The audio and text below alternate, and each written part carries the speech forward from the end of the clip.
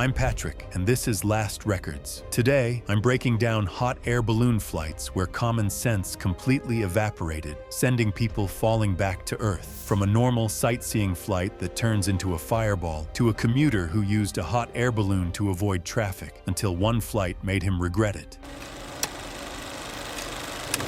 It was July 14, 2015, in Napa Valley, California. A windless summer morning settled over Vineyard Rows north of Yountville as a tourist balloon launch prepared for flight. Darren Poltz, 44, was a regional sales manager from Sacramento, recently separated from his spouse and treating the trip as a personal reset. Margot Sutter, 41, a dental hygienist from Modesto, was experiencing her first balloon flight alongside her partner, Craig Sutter, 46, a tile contractor who had planned the outing as a romantic gesture. The pilot, Wendell Okafor, 58, worked for a small local balloon operator and had logged over 1,000 flight hours without prior incidents. 3 additional passengers joined them, all tourists with no connection beyond the shared booking. The balloon lifted smoothly from a rural field after sunrise and drifted over vineyards in calm morning air. For almost an hour, it all felt steady and routine from my perspective. Light conversation in the basket, small altitude adjustments, and the pilot already setting things up for a normal landing near the vineyard roads. As they began descent over open farmland, the pilot instructed everyone to prepare for landing, hold the side ropes, and bent their knees. Craig ignored repeated instructions and stood near the burner frame while trying to film and open a bottle of sparkling wine.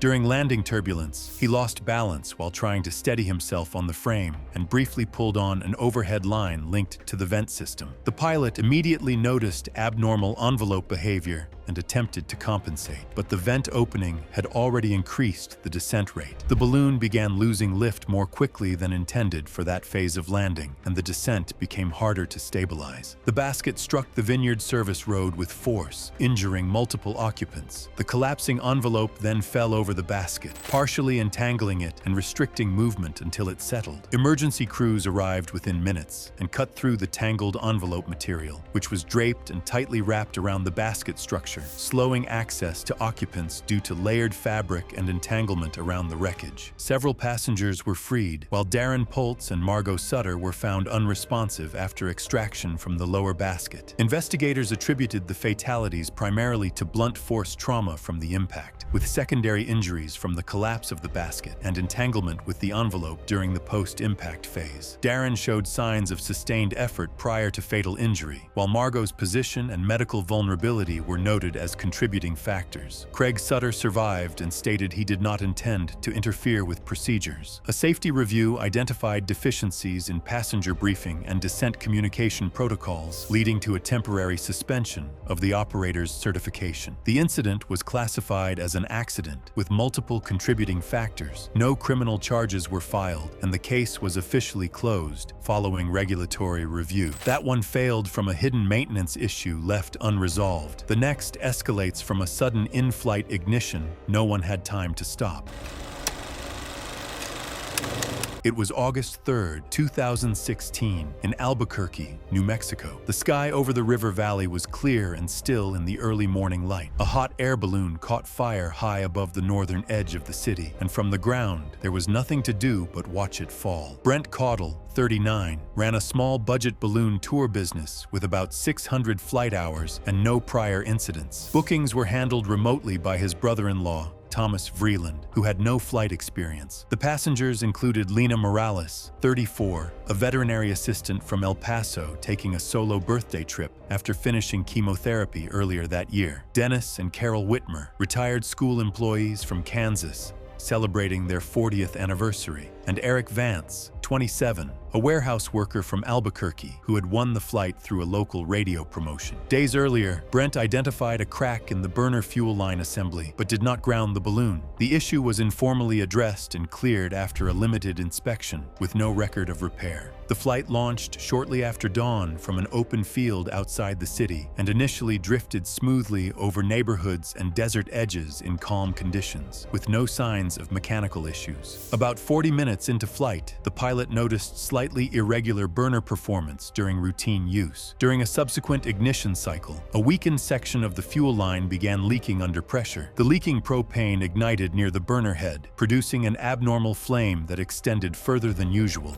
and began affecting the lower envelope over several seconds. The nylon envelope material at the base of the balloon, already weakened from operational wear, began to fail under direct flame exposure. Sections melted and tore as hot air escaped, causing a rapid loss of lift. Witnesses observed the balloon descending at increasing speed with visible fire damage and partial structural collapse, accompanied by unstable rotation as aerodynamic balance deteriorated. The basket remained attached as it fell, exposing everyone on board to both heat and smoke. The descent ended in a vacant lot on the edge of the city at high speed. Emergency responders arrived shortly after, but found no survivors. Brent Caudle, Lena Morales, Dennis and Carol Whitmer, and Eric Vance were pronounced dead at the scene. Small sections of the wreckage continued burning for several minutes before firefighters extinguished it. A county medical examination confirmed fatalities resulted from blunt force trauma on impact, combined with thermal injuries of varying severity. From the findings, some occupants showed signs of smoke inhalation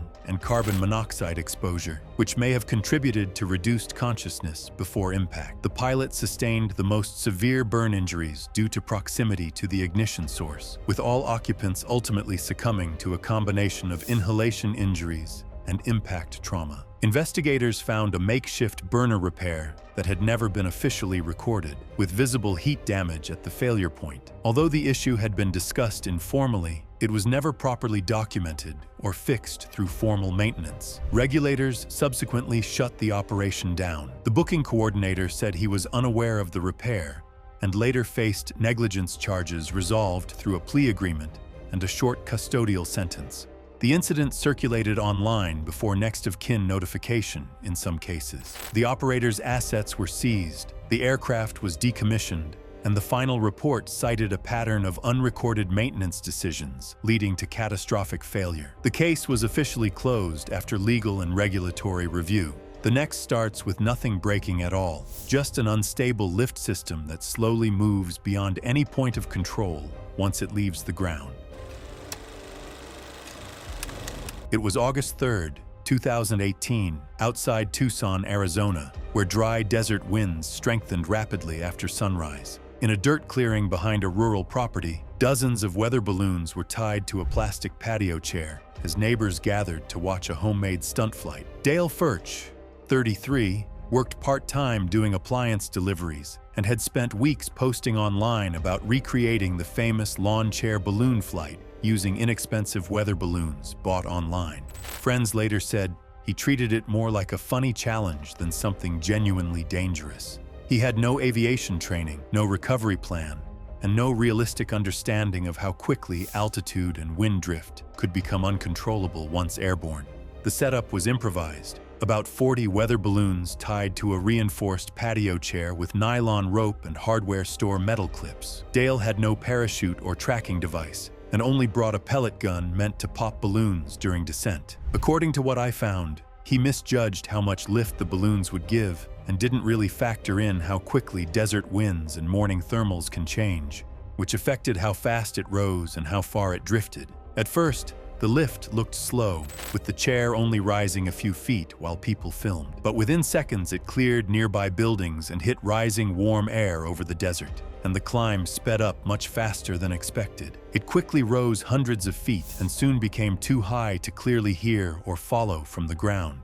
Dale initially appeared excited and waved, but witnesses later reported a clear change in demeanor as the ground receded and the rig drifted away from the intended descent area.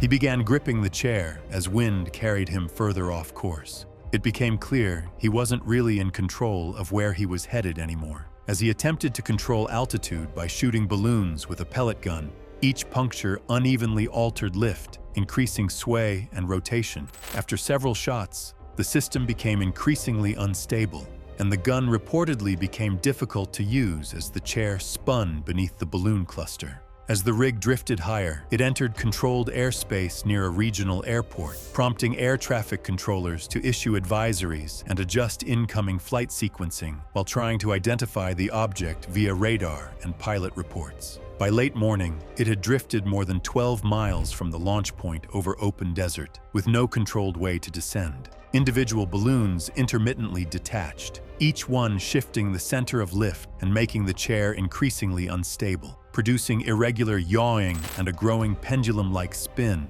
beneath the remaining cluster. Investigators believed repeated pulling and shifting gradually weakened the main connection points, holding the chair and balloons together. As failures accumulated, the lift became uneven and the rig began to tilt, spin, and ultimately lose control in the air. Search crews later tracked its drift using pilot sightings, emergency calls, and wind data, locating the impact site that afternoon after hikers reported debris in a remote desert area. They concluded the flight had no real safety planning, recovery system, or workable way to descend beyond manually popping balloons, and that once it reached stronger upper-level winds, there was no practical way to regain control. No criminal charges were filed, and the case was later classified as an accidental death following investigation. Now we move to a case that begins with a forced descent into a populated area where the ground is already in view, and there is still no clear way to avoid what follows.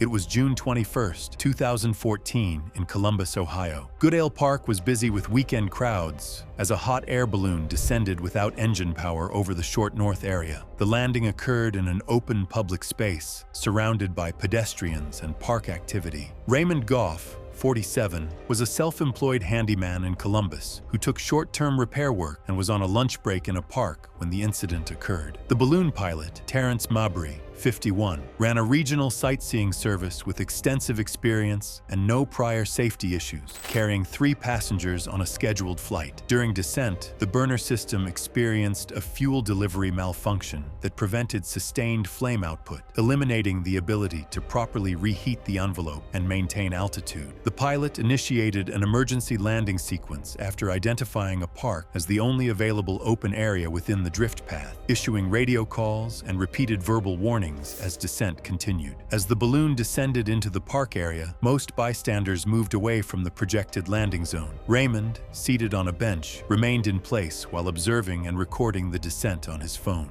As the basket neared the ground, the pilot issued direct verbal warnings toward remaining bystanders, emphasizing immediate clearance of the landing zone. The landing zone was already too committed to safely adjust course. Despite repeated warnings, Raymond kept filming and moved closer, stepping into the balloon's landing path as the basket came down too low to avoid him. The balloon was still heavy with passengers and gear and had no real room left to change direction as it came in for landing. At that point, there was no way to avoid contact. It hit him and then slid a short distance across the grass before coming to a stop. The impact caused severe chest and spinal injuries, leaving him unable to move and causing rapid, fatal trauma. Emergency responders arrived within minutes after a 911 call from nearby parkgoers, but Raymond was declared dead at the scene shortly after their arrival. He was found with personal belongings nearby, including his phone, which had been recording at the moment of impact. Medical examination confirmed death resulted from catastrophic chest compression and a high cervical spine fracture, causing multiple rib fractures,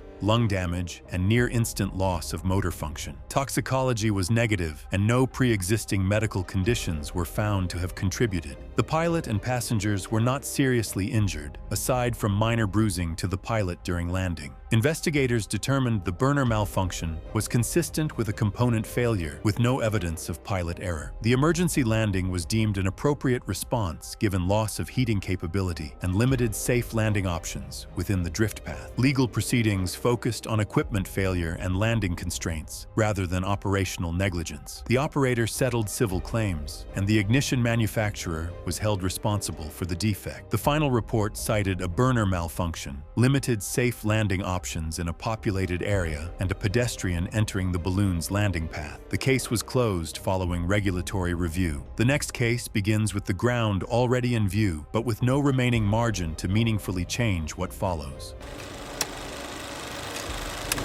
It was April 19, 2019, in Temecula, California, when a commercial hot air balloon lifted from a dirt field at sunrise carrying 6 people and a 43-pound wooden crate brought on board for a gender reveal stunt. The vineyards below were still cool and golden in early morning light. Corey Patton, 31, managed a warehouse in Southern California. His wife, Jessamine Patton, 29, worked in a salon and was 22 weeks pregnant with their first child. 3 weeks earlier, Corey had ordered a custom-built plywood reveal crate online, painted white and fitted with a CO2 triggered powder system, designed to release colored dust for a social media reveal. It looked harmless, but it wasn't really under control. The balloon operator accepted the booking as a standard scenic flight. The basket was certified for a maximum gross payload under 900 pounds under standard conditions. That morning's actual load, including 6 passengers and the crate, pushed the system significantly beyond safe operating margins, reducing climb efficiency and leaving minimal safety reserve. The ascent started normally, rising to about 1,400 feet over open fields. Inside the small 4x5-foot basket, there wasn't much room. Corey kept moving the 43-pound crate around to get the shot he wanted, and each time he shifted it, the basket would tip or sway a bit, forcing the pilot to keep correcting it. The pilot told him to wait until they were over a more open area before trying anything with it. At approximately 8 in the morning, Corey lifted the crate onto the basket rim to frame the reveal. A brief thermal-induced lift fluctuation coincided with a natural basket sway. With his weight already extended beyond the rim while supporting the 43-pound crate, Corey's center of gravity shifted beyond recovery. Jessamine grabbed his arm and held on for a short moment before releasing under strain. Corey and the crate went over the edge. He fell from approximately 1,400 feet above ground level into a barley field below, entering an uncontrolled descent with no stabilizing orientation. The crate separated mid-fall and struck a vineyard access road, injuring a pedestrian walking her dog. She suffered a fractured skull and shoulder injury and survived after emergency surgery. The dog was uninjured. The CO2 release system activated on impact after the crate's structural housing fractured, triggering the internal powder discharge. A drone operator filming from the ground captured the entire sequence and immediately contacted emergency services. The balloon landed in a nearby field. The other passengers had minor injuries. Jessamine was treated for a dislocated shoulder and cuts on her hand from grabbing the ropes during the landing. After being checked at the hospital, her pregnancy was confirmed to be stable. People thought it was over once they landed. Corey Patton was located roughly 200 yards from the crate's impact point. He was unresponsive. Paramedics pronounced him dead shortly after arrival. Medical findings confirmed multiple blunt force injuries consistent with a high-altitude fall, including catastrophic multi-organ trauma, skeletal fractures, and deceleration injuries incompatible with survival at impact. Investigators later concluded the flight was significantly overloaded, with improper disclosure of cargo weight and unsafe handling of a heavy object inside the basket during flight. The operating company was fined and placed under regulatory review, and the pilot temporarily surrendered certification pending investigation. The incident was ultimately classified as a preventable accident involving payload mismanagement and loss of control inside a commercial balloon basket during flight.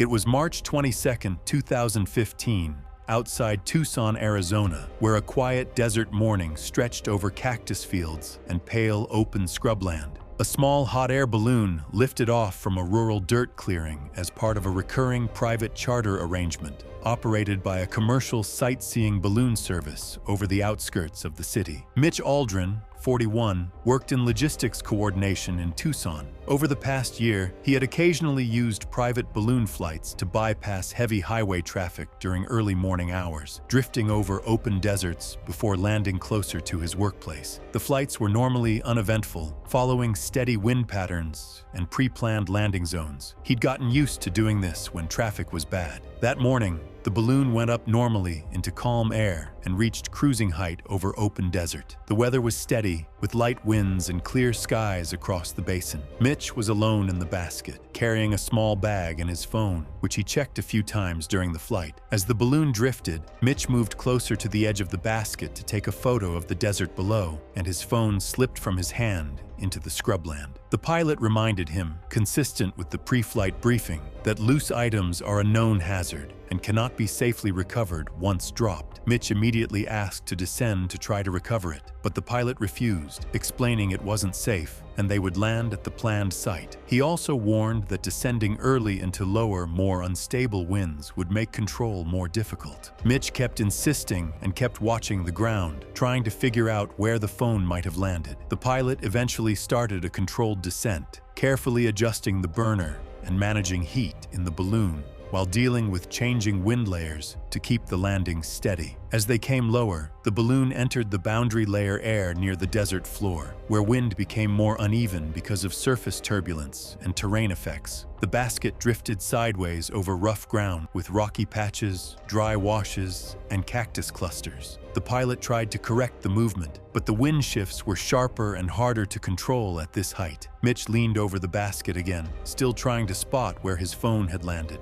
The pilot kept warning him to stay centered, since even small movements now affected balance. A sudden gust then pushed the balloon sideways over uneven ground. At very low altitude, the basket made contact with rocky terrain during the drift, caught on the ground, and tipped on impact, throwing Mitch from the gondola. A driver on a nearby road saw the crash and called emergency services. The pilot survived the hard landing with injuries, while Mitch was pronounced dead at the scene from blunt force trauma, consistent with a low-altitude impact in rocky desert terrain. Investigators later concluded that descending below safe operating altitude to recover a dropped personal item contributed to unstable conditions at low altitude. The report noted that attempting to retrieve objects during flight is not considered safe and can quickly lead to loss of control, especially in desert environments with variable winds. The incident was later classified as an accidental death following investigation. Another case begins with a stable ascent that only changes once control inputs and airflow start interacting in ways that are harder to correct mid-flight.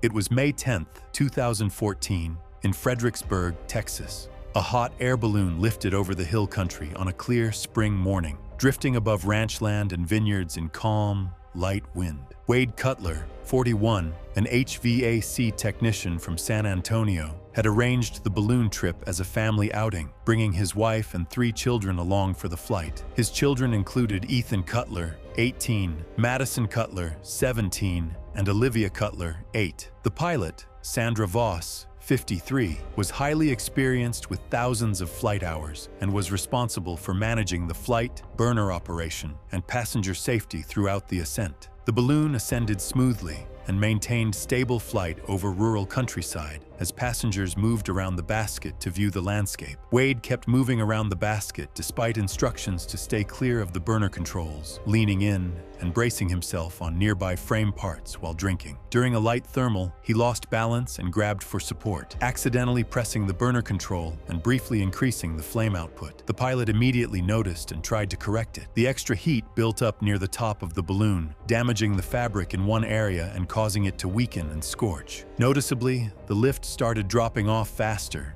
and the descent rate increased. The pilot tried emergency procedures, but there wasn't much control left. The balloon came down over ranchland and drifted toward a large oak tree near a property line, while people on the ground watched and recorded it from a distance. It then entered the tree canopy at wind-driven descent speed and became entangled in branches. The basket struck the trunk and limbs, causing severe deformation and partial structural collapse. Multiple occupants sustained fatal blunt force trauma from impacts with tree structures and ground contact, including head, chest, and internal injuries consistent with high-energy collision forces. Survival depended on seating position at the moment of impact. Emergency services arrived within minutes after a 911 call from a nearby property and extracted survivors from the wreckage entangled in lower branches. Wade Cutler, Ethan Cutler, and Madison Cutler were pronounced dead at the scene. Olivia Cutler survived after being found in a partially intact section of the basket, sustaining multiple fractures and soft tissue injuries, while the pilot also survived with severe burns and fractures and provided immediate information to responders. Medical findings later confirmed that the deaths were caused by severe blunt force injuries from the crash into the trees, including serious head injuries, chest injuries, and major internal damage from the impact. Investigators determined that passenger movement within the basket led to unintended burner activation during a critical phase of flight. Combined with delayed corrective response and envelope overheating, this triggered an uncontrolled descent that ended in structural failure upon impact with the tree canopy. The company faced civil litigation and regulatory review, ultimately settling with the family and revising safety protocols. The surviving child recovered physically, and the incident was later cited in aviation safety discussions involving accidental control activation and rapid in-flight fire, leading to loss of control. It was classified as an accident following investigation, and no criminal charges were filed. I saw one fail from something internal and preventable. Next, it starts outside the system, where damage builds quietly until it's too late to correct. It was August 30th, 2016, in Lancaster County, Pennsylvania, where a small night balloon flight lifted off from a private farm field shortly after sunset. The balloon drifted over quiet farmland, with scattered house lights and long rural roads visible below. From the ground, it looked like a routine evening scenic flight. Owen Ferris, 47, operated a regional hot air balloon service in central Pennsylvania and had over 1,600 logged flight hours. That evening's flight carried Riley Ladrin, 19, and Becca Arce, 18, two teenage passengers on a private group booking outside the operator's usual scheduled tours. The balloon climbed normally and held steady over farmland in calm conditions, with light winds and clear visibility. Space in the basket was tight, with passengers standing close as the pilot made routine burner adjustments to maintain altitude. During the flight, a brief ignition event of undetermined origin occurred inside the basket, while passengers handled personal items, producing a short-lived flame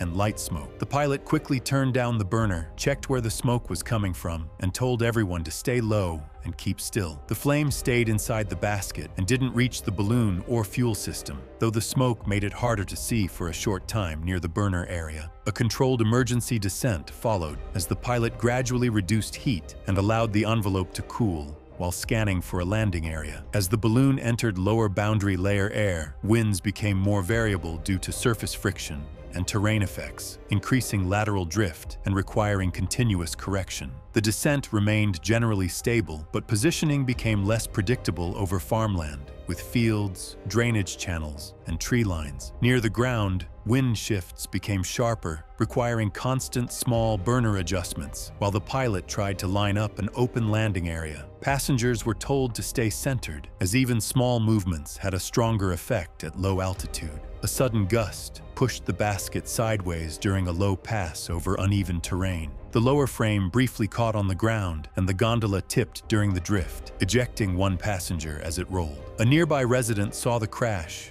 and called emergency services right away. The pilot survived but was badly injured and stayed at the scene until help arrived. Even with his injuries, he reportedly tried to account for all passengers before being treated. Riley Ladrin was pronounced dead shortly after reaching the hospital, while Becca Arce later died from severe injuries caused by the impact. Medical examination confirmed death from severe blunt force trauma, with multiple fractures and internal injuries consistent with a low-altitude basket rollover with no significant thermal injuries. Emergency crews arrived within minutes and found the wreckage scattered across farmland, with the balloon envelope deflated nearby after separating during impact. Investigators from a National Aviation Safety Authority concluded the evidence was consistent with an unauthorized ignition source causing a brief onboard fire, prompting an emergency descent. At lower altitude, shifting winds and limited landing options reduced stability during the final landing sequence. The operator later revised night flight screening procedures, and the case was used in safety training to show how short onboard ignition events can escalate during low-altitude landings. The incident was classified as an accident following investigation, with no criminal charges filed.